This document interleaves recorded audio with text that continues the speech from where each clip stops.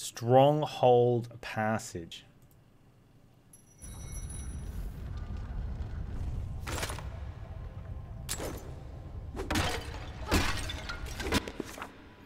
Find passage through this ancient tomb. Find 6 rolling balls to extinguish the flames. I'm guessing those are the flames. Look at you, big boy.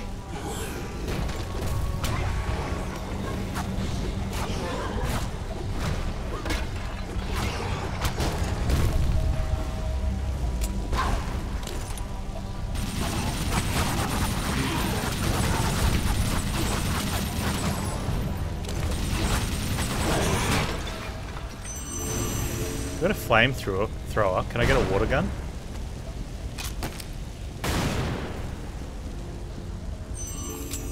Yo, pop monkey.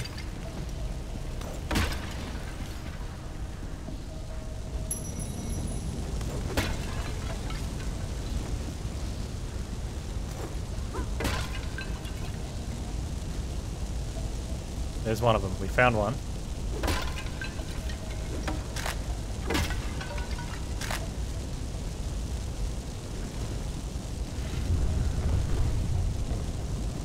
Whoa.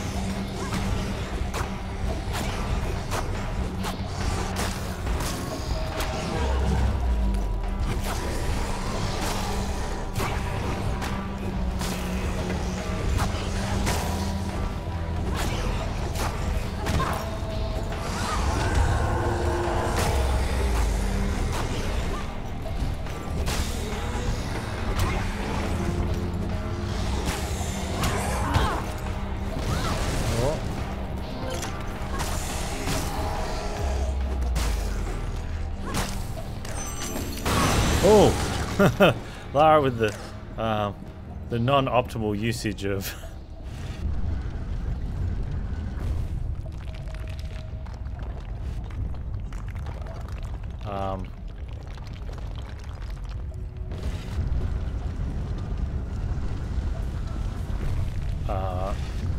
bombs there.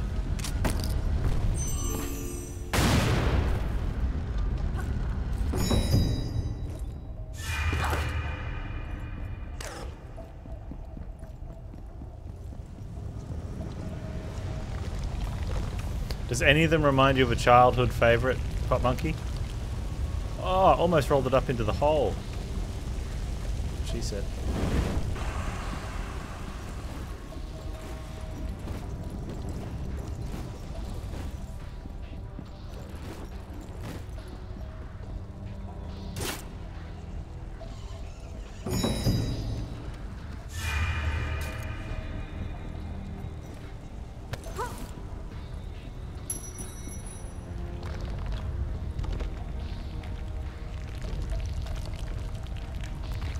I wonder if we end up lowering this, or if I have to blow it up.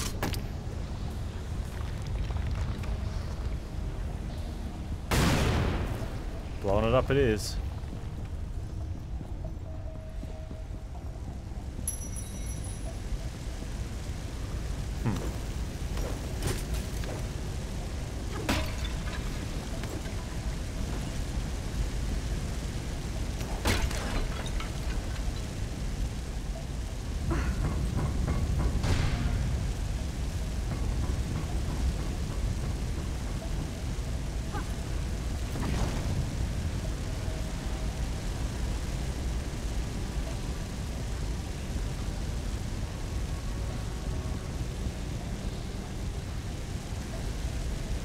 Why does that look like something's being scratched through here?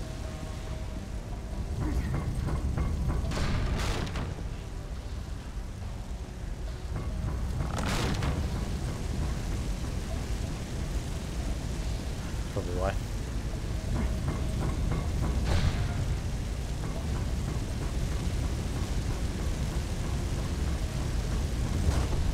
to be able to get up here, I think.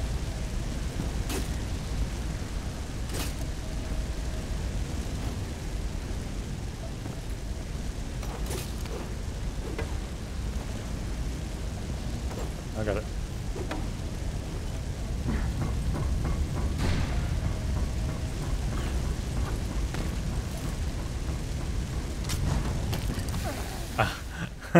Come on.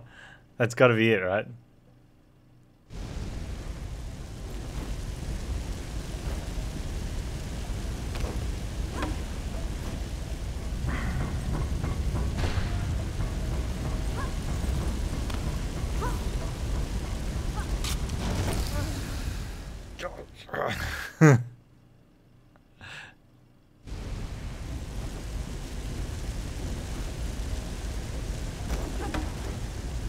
It's got to be quicker, forehead.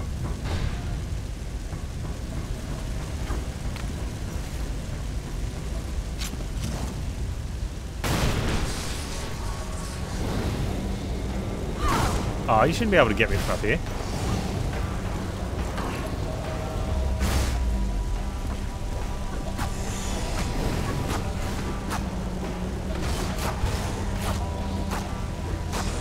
Oh, you can't come down? Oh, sucks to be here. Wait, I can't get him from up there.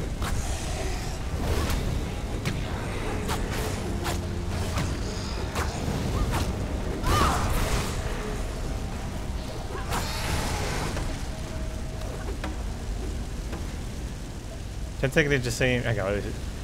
You're intrigued by Katana Zero. It's the game you'd choose to play yourself. 10-second Ninja X seems fun to dabble with in small doses from time to time. And the puzzle aspect I think will make for a good nice pan stream. So good stream versus game. Yeah, so that's often something I weigh up when I compare a couple games or think if I'm going to play something.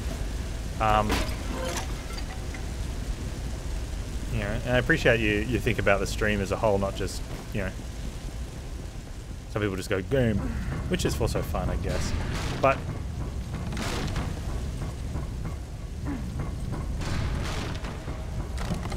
shouldn't it be open until the switch gets to the end? I feel like the gates were shutting prematurely there.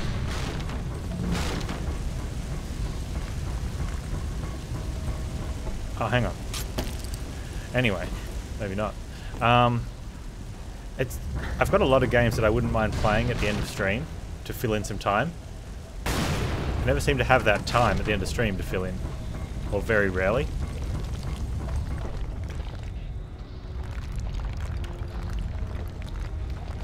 Ten-second Ninja tempting for backseaters. Some games I don't care about with the backseating. I send mixed messages.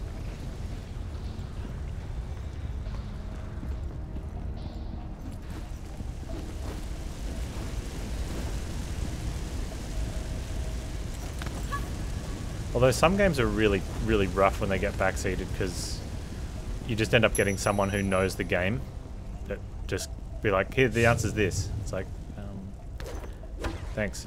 And then the next time, you don't win it within like 10 seconds. They're like, the answer's this. It's like, okay, I appreciate it a little bit, I guess. The answer to the next one is this. It's not loaded up yet. Yeah, I'm just helping. Yeah, like...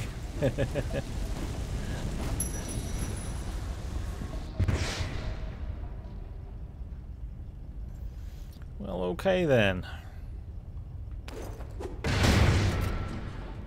So I guess we're looking for a safe tile.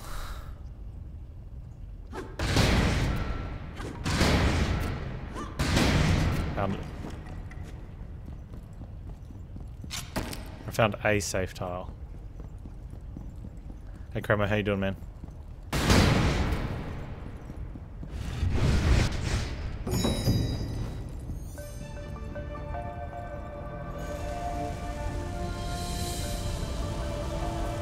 Do you see that? Hey Chroma, there's a new Pathfinder game coming out.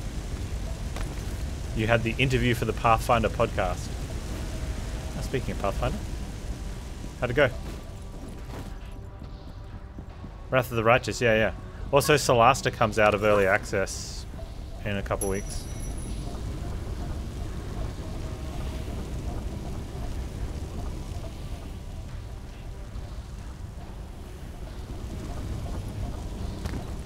First question is, are you white? Is that to do with some sort of alignment, or is they actually looking for a Caucasian?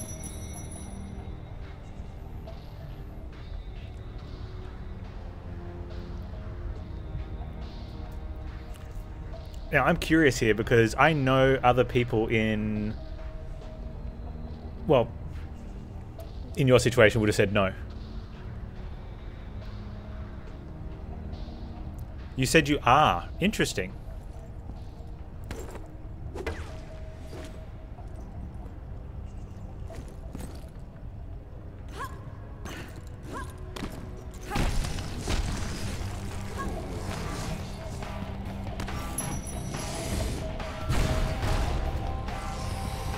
Yeah, so they're obviously looking to... They just want to cash in on things.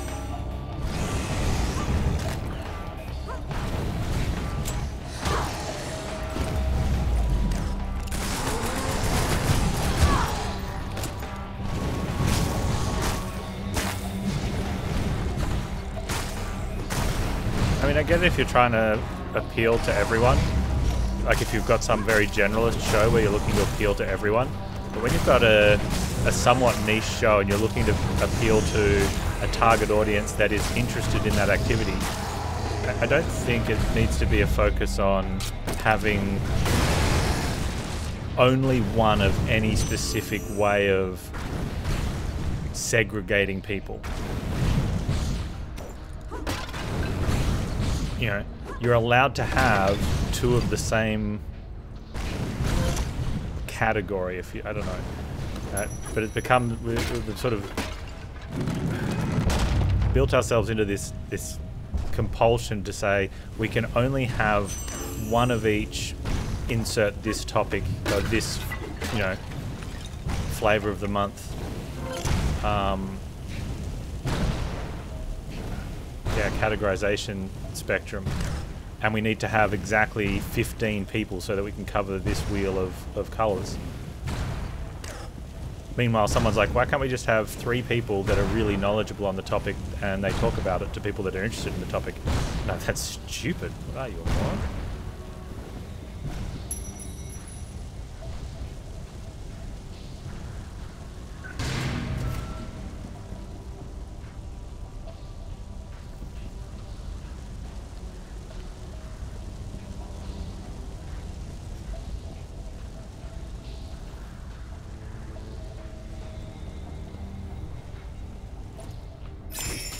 Oh, well that was how to do it, but you can also just die and you've got it collected. So this puzzle here with the red skull's fun and all, because I think what you're supposed to do is jump out here, grab it, and then do that, right, which is awesome. But you don't have to, because of the way the skull collection works. You can just jump out, collect it, die, and then reload at the top again. Well, I wonder if it affects score. Does dying does reduce score. So, you know, if you're going for max score, you don't do that.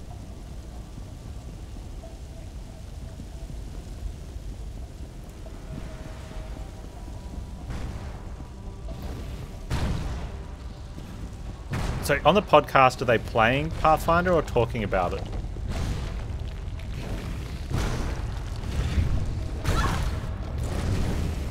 They are playing it. Right. Well, it's kind of like, I got called up quite a while ago because someone asked if I wasn't alphabet friendly. And I said, I'm everyone friendly. Like, and they're like, why don't you have the tag with the friendly on your, in your tags then? I'm like, well, just because I don't have it doesn't mean I'm not friendly. But I don't... and it was at the time where everyone was putting it in there purely so they could be included in thing. But what it was leading towards were people showing up in channels and saying, oh, which one of them are you? And a lot of people saying, oh, I'm cis. And they're saying, well, you can't be friendly then. And they're like, why? Because I'm cisgendered, I have to hate non-cisgender people? That doesn't make any sense at all. And there's a little mini tirade of, I don't know what you'd call them, but people who were targeting streamers that had the alphabet friendly tag who weren't themselves anything other than binary norm or whatever you call it.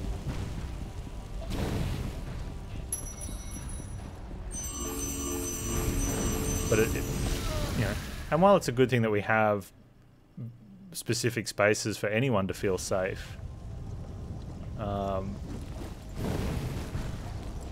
I think people, there's a trend where people cash in on that, not because it's part of their belief, like a specific belief or a general belief, but they just know that by saying you are gives you an advantage somewhere. This is an interesting challenge. I wonder if I can destroy these things.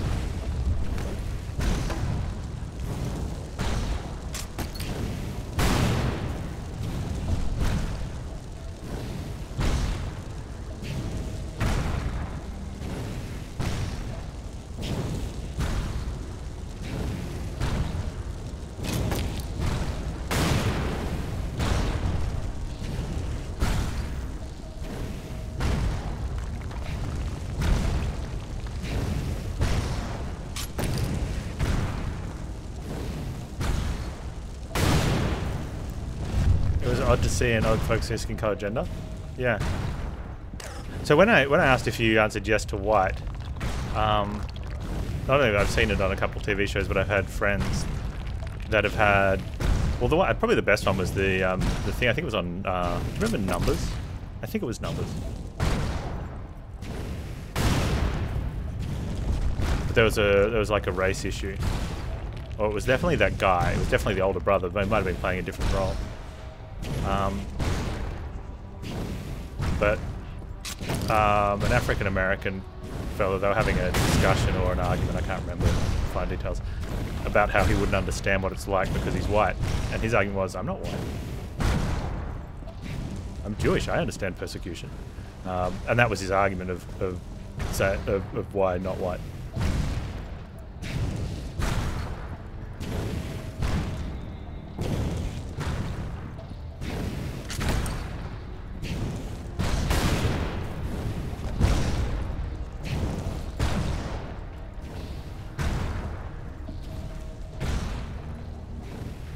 Well, that's it, Crit. Like, if that becomes your answer of why you want to join something, that's what you're joining isn't actually serving the community of what you're looking at.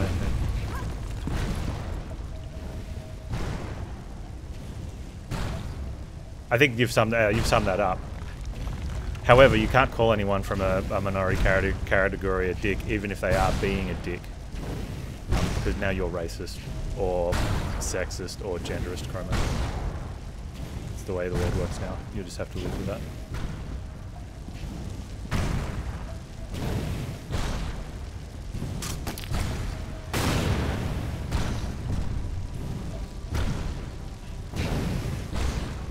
Hey man with that hair, how you doing?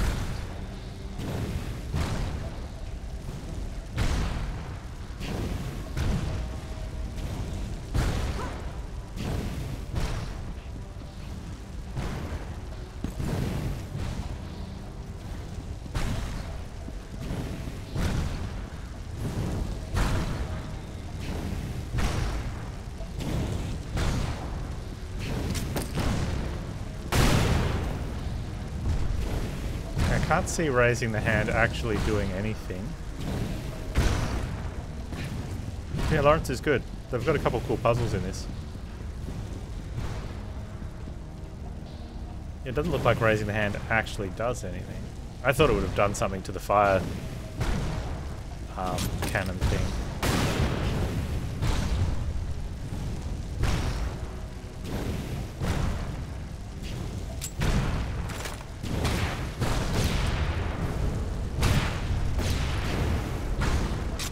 Maybe if I get, no.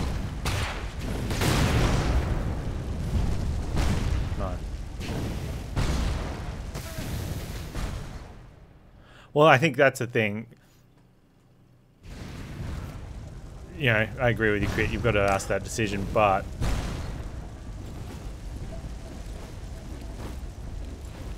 I guess most people's answer is probably going to be no on that.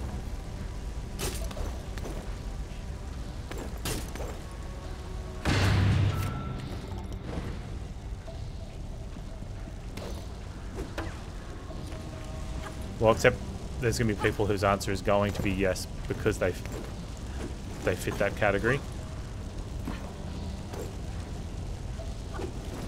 And don't realise that it's not beneficial to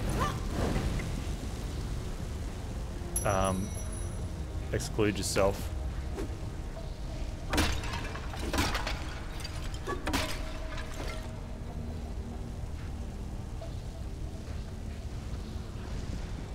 I mean, unless they're doing I guess podcasts now are more like TV shows than podcasts, right? Or that's what people attempt to make them. So unless they're, unless they're calling it rolling die for the trans guy and trying to cash in on that, then it might be relevant. It'd be like if there was if it came out that during the seasons when it was starting to become popular, if a couple of the guys on Queer Eye were straight, it wouldn't have looked too good.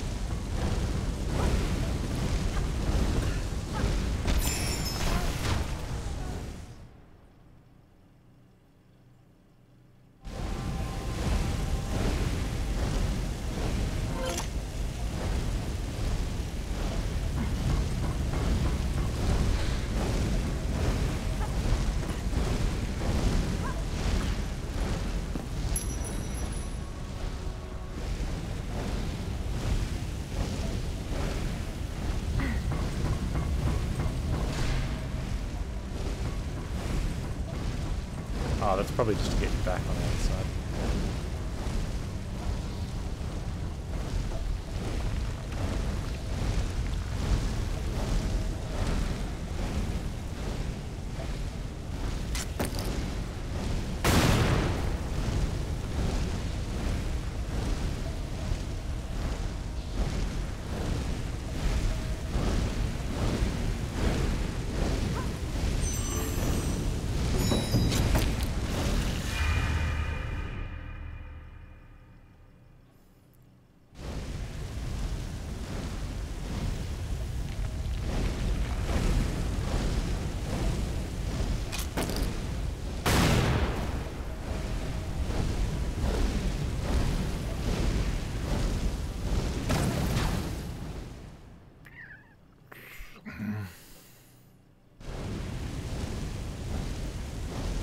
I know we brought up, we're talking about, I think it was Warmaster Khan was looking for a category for tournament of games, including games like Celeste or Super Meat Boy.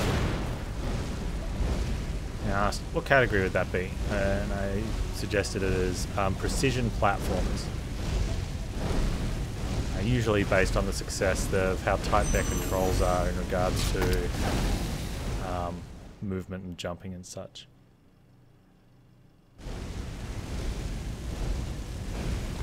Some games you got to watch out for when you're looking for a game like that. Some of them seem like they would fit it, but are lacking the key element, which is precision. Smooth controls.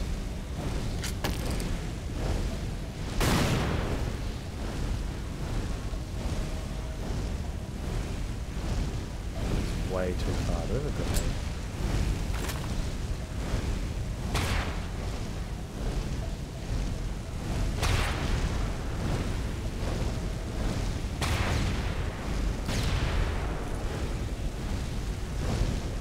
Let's go for it.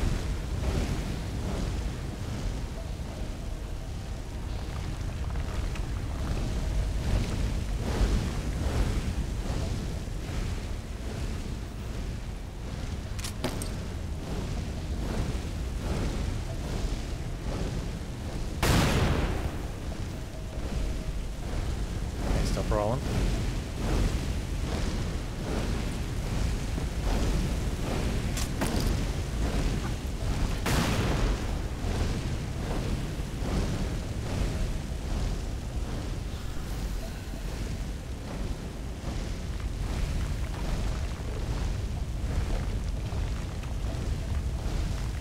I want to get it as far over as possible.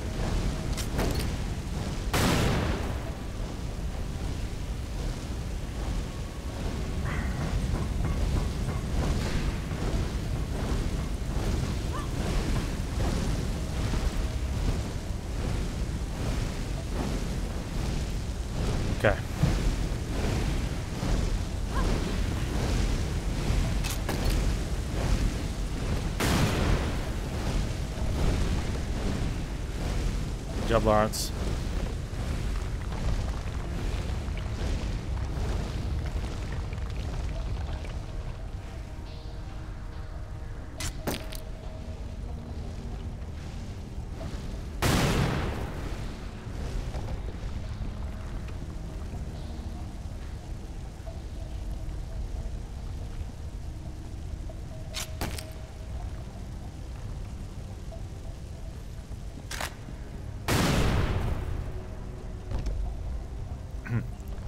So for anyone watching yesterday towards the end of Disco Elysium, we came across what may have been an issue. So I sat down while I'd done some things, and I thought, what I'm going to do is I'm going to formulate my plan of attack, make a solid decision on how I'm going to approach the game, and then spoil myself. And no matter what I find, unless it's absolutely brickable, I'll go through with my chosen course of action.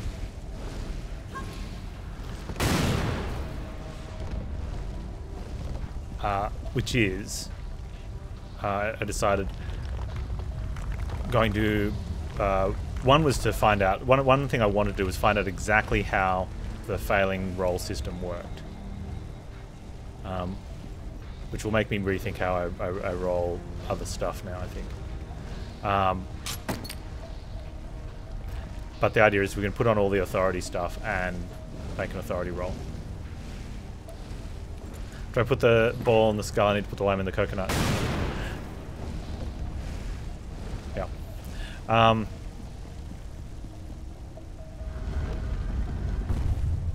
So it does turn out that there is one singular choke point in the game.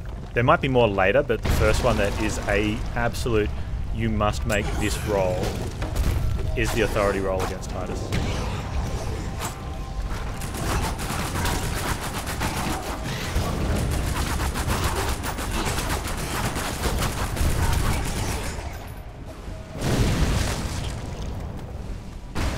Yes. You have to... Well, no. So here's the mini spoil. You do not... It's a white check.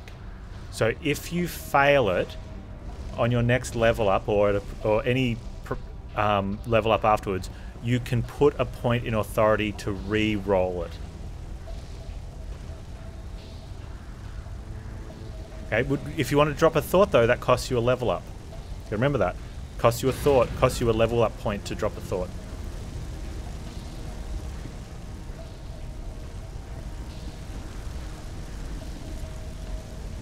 Okay. There is no penalty other than you need to... So if you're going to roll something, let's say it's a 50-50, right, on the roll. If you fail the roll on a white check, and what they mean by white check is when you've highlighted it, it's got a... it's not white, it's like a light grey background, but it's close enough to white. You do not automatically make on the reroll. We'll get to that. The red ones are when you mouse over them, it's got a bright red background and white text. So those ones, you only get to roll once. You either pass or fail, and after that, you get an outcome and they're gone. Any other one, provided the item is still capable of being rolled on, because some of them aren't. They're like, you might do something later, but it hasn't taken the fact that there's no roll available left in the system. Lawrence, please. Oh, hang on.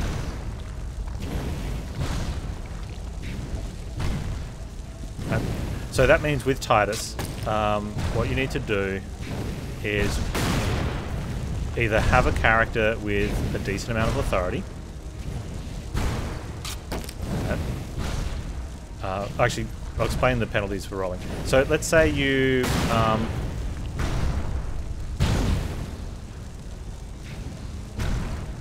I don't think it's blown up, no. Okay. So we're going to need a third ball to do this. That's what he said. Alright, so... The roll doesn't get any harder to achieve if you fail. If you need to roll a 10, like if you need 10 points and you have 0 authority and 0 items that will give you authority, you just need to roll a flat 10 to tie it, which is a win. Yet another unrealistic body standard from Tomb Raider. Agreed. If you fail the roll and you put a point in authority now, you still need a total of 10. But now you have 1 authority, so you only need to roll a 9. So essentially anything in the game, you could keep putting points into that, but what that does is that forces you to change how you RP. Right? If you're playing a character that, whatever, you know, and it's a role-playing game, very heavily role-playing game. Plus, if you've run out of things to do and you get to this particular checkpoint and there are no more level ups for you, you can't unlock the roll with another level up.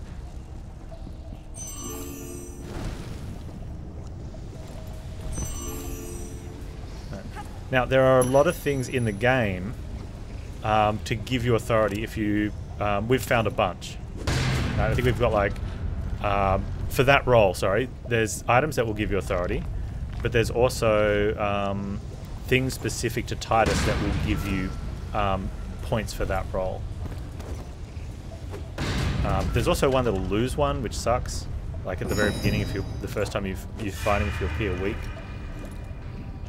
which we have, so we got a -1. But things like buying the board game, the Wirral board game, and taking the dice out of the box gives you +2 to authority. I don't know why. There's a couple others so that you can obtain by, like, if you have other stats, you can obtain some of the other items that will help you on that roll.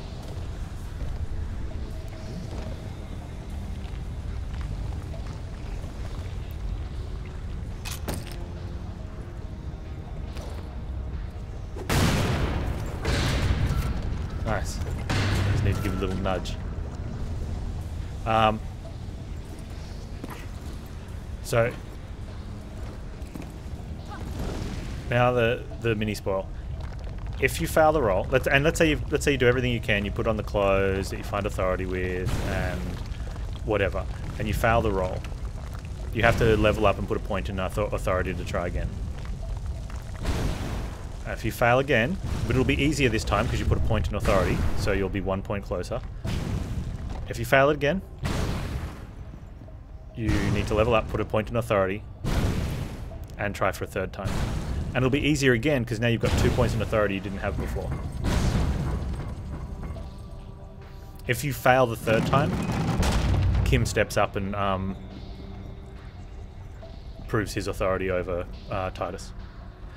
If you still have Kim in the game, mind you.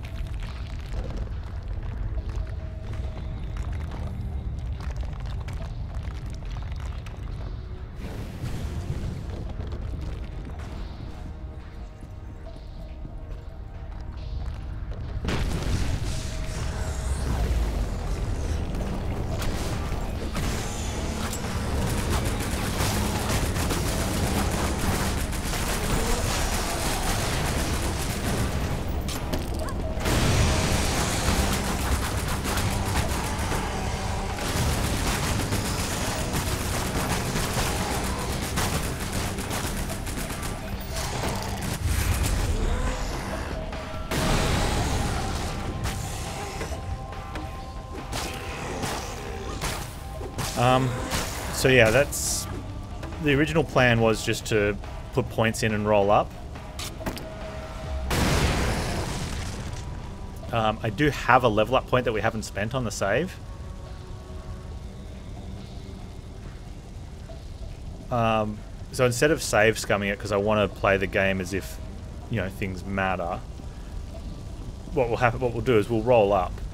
If we get the roll, good. If we don't, we're going to put our level up point into authority and try again with a slightly higher roll. If we miss that, we'll have to try and level up again. I think we have enough stuff. And then put another point in, and then that one we either get or we don't, and Kim will step up if we don't. How it does change for anyone that's going to be potentially playing it, talk about Disco Elysium by the way for anyone that's kind of out of the loop. because there's effectively no penalty for missing a roll, right? Or missing a white check, a white roll versus a red roll.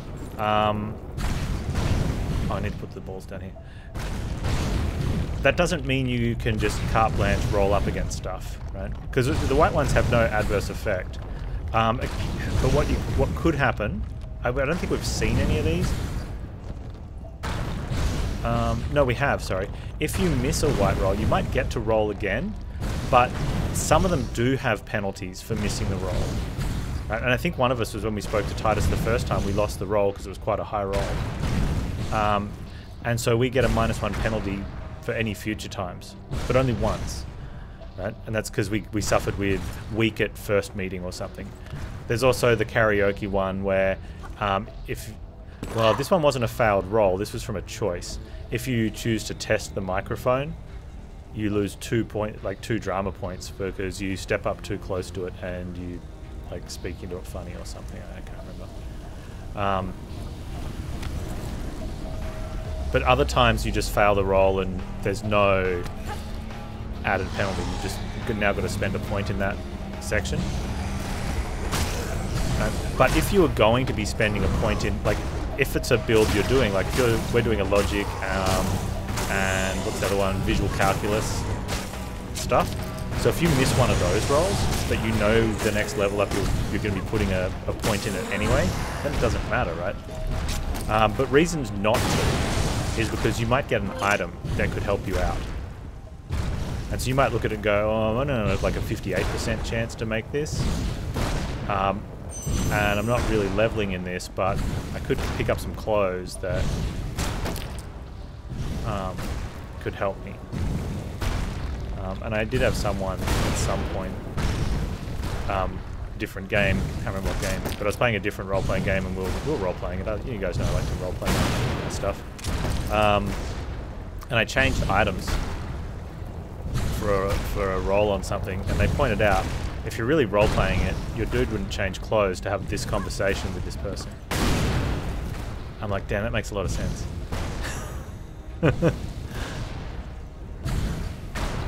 But you still have to sort of play within the bounds of the game. So if the game is based around, you know, different styles of clothes being a certain way to give you, like Disco Elysium is especially.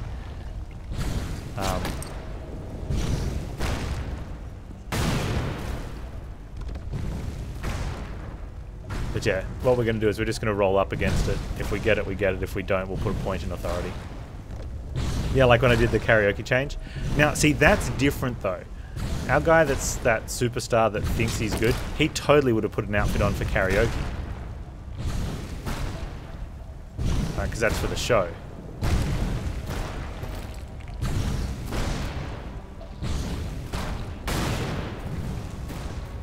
But if we were playing it as like a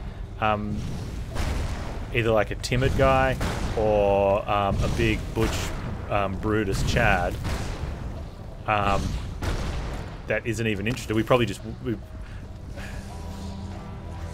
it's something I don't know if I would have just not done the karaoke. We happened to do it yesterday when we were doing the quest for the gun.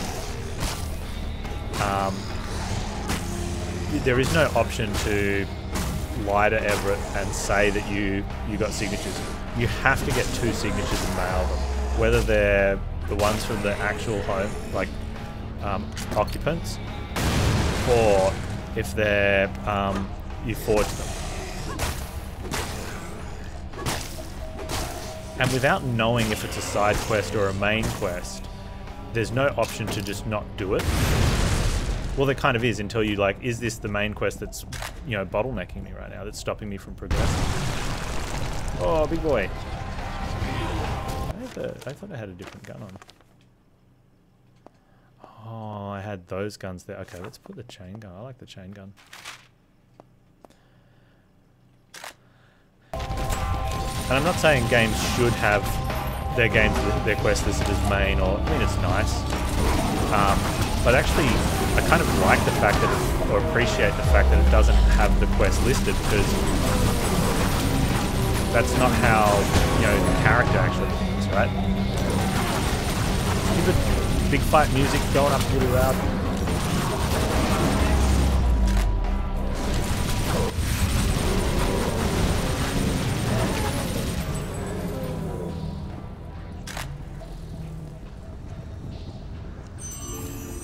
Yeah, so the quests are all just listed as quests, which makes sense because everything could be kind of relevant to the main story. Singing karaoke, probably not, but you can determine that yourself, right?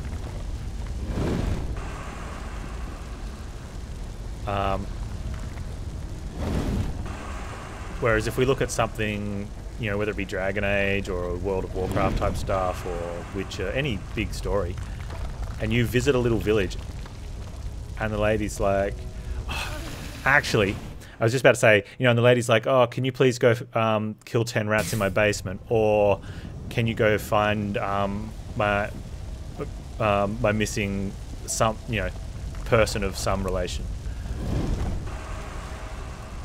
And then it made me think of, for those of you that do follow, you know that I watch a lot of VLDL stuff, the Viva the Dirt League guys, because their Epic NPC Man series on YouTube is amazing. They just released the other day, like their 30-minute short film. Super high quality, called Balin's Route, based on Balin the Fisherman in Epic MEC Man. Nice day for fishing, ain't it? Morning. Nice day for fishing, ain't it?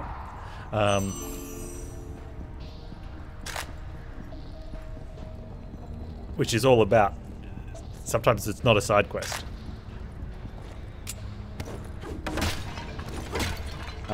But, you know, most of the time we can tell the side quests when we play games, right? Because we play those games, so we know what a side quest is.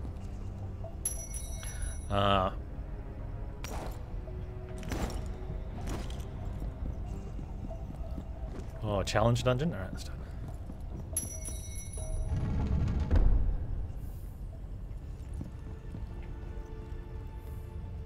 But yeah, I think I'm going to fence sit on this one, because as much as I like the idea of like when we go into Dragon Age 2, I think Origins had it a little bit, and you can see exactly what type of quests they are. This is a companion quest, this is a side quest, this is a main quest. What was the other one? There was something else. Companion, side, main, and something. And you choose what you're going to do. Okay, we need to drop a bomb here, I think. And throw an arrow now.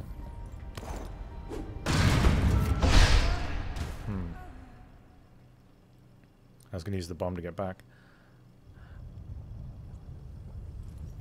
But yeah, I look at Disco Elysium that doesn't have anything listed, and it's like, okay. You know, as much as we like, we want to know which one's going to advance story, right? Because you don't want to get locked off. You don't want to do something and have story, you know, say, oh, you didn't want to complete the quest in this zone? Oh, sucks to be you.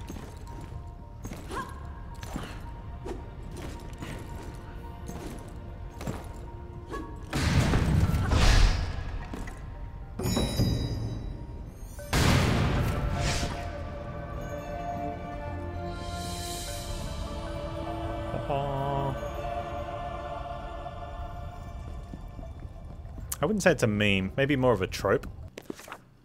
Oh, we found the thing, escape from the temple. But you kind of know, do your non-main quests. Like if you have if you want to play completion or see as much as possible in one playthrough, you know the way to play is main quests always get done last.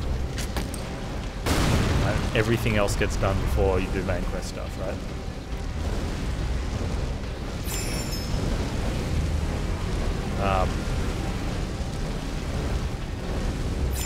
That's how that works.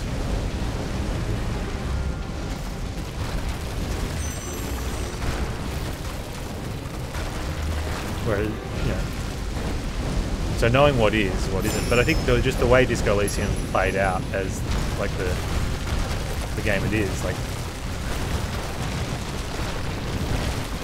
know if you can't even really call them main quests.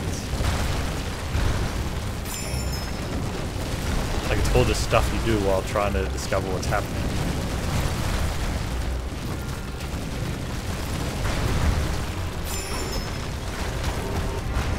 Oh, first try.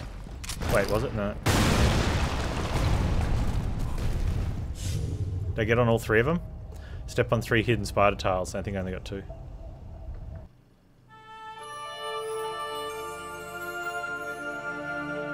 Then waltz in, give the final boss a blow kiss and win. That's only if if you push the correct arbitrary button on your controller in the QuickTime event, though, Pop Monkey.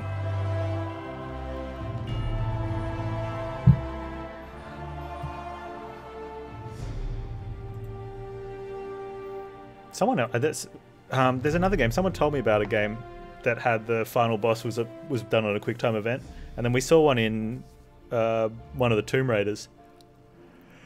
Final boss fight ended on a QuickTime event. I don't think it was Underworld though. I think it was. Was it Anniversary? Might have been Anniversary.